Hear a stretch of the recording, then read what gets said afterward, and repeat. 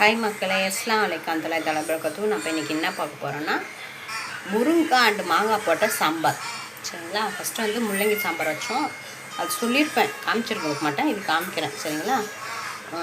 ஒரு டம்ளர் பருப்பு எடுத்துருக்கேன். உங்கள் வீட்டில் எந்த அளவுக்கோ சின்ன டம்ளர் போயிட்டேன், அதுக்கு ஏற்ற மாரி உங்கள் வீட்டுக்கு ஏற்ற மாரி பருப்பு எடுத்துக்கங்க. 4 தக்காளி எடுத்துருக்கேன், 2 வெங்காயம் எடுத்துருக்கேன்.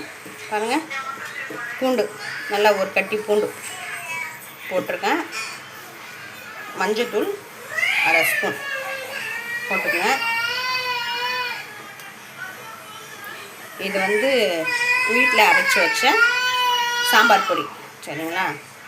இது வந்து பாருங்கள், வீட்டில் அரைச்சி வச்சது, அது 1 ஸ்பூன் போட்டுக்கிறேன். இது வீட்டில் அரைச்சி வச்ச சாம்பார் பொடியில் மல்லி, வீட்டில் அரைச்ச சாம்பார் பொடி 1 ஸ்பூன் போட்டாச்சு. அதுக்கு மேலே நம்ம என்ன தண்ணி ஊற்றிட்டு, இது பாருங்கள், முருங்கைக்காய் கழுவி வச்சுருக்கேன். அப்படியே இதுக்கு மேலே இப்படி வச்சிடணும். இப்படி வச்சு ஒரு 3 விசில் விட்டு எடுத்துடணும் மாங்காய். சரிங்களா? தண்ணி ஊற்றி 3 விசில் போட்டு எடுத்துடணும். பருப்பு கடைஞ்சி வச்சுட்டு சட்டி வச்சு காஞ்ச பிறகு எண்ணெய் ஊற்றிட்டு கடுகு போட்டு 2 பச்சை மிளகாய் போட்டு கருவேப்பிலை போட்டுட்டு கொத்தமல்லியும் போட்டுட்டு வெந்தயம் 1 ஸ்பூன் போட்டு ஒரு 1/2 ஸ்பூன் சில்லி போட்டுட்டு இது அப்படியே கடைஞ்சி வச்ச பருப்பை ஊற்றிடுங்க. பருப்பை ஊற்றி நல்லா கொதிக்க விடுங்க.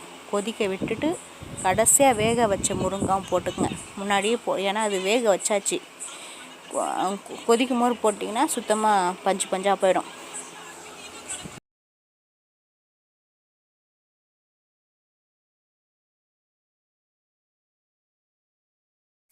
போட்டுட்டு சாம்பார் பருப்பை தூக்கி கொட்டிடணும். கொட்டிட்டு, ஏன்னா முருங்கை வந்து வெந்துருச்சு குக்கரில் வைக்கும் போதே. நம்ம கொதிக்கும் போது போட்டு முருங்கைக்காய் போட்டு ஏற்கனா போதும். சாம்பார் கொதிக்குதுங்களா? சாம்பார் கொதிக்கும் போது இது வேக வச்ச மாங்காவையும் அதையும் கொட்டிக்க வேண்டாம். அப்படி கையோடு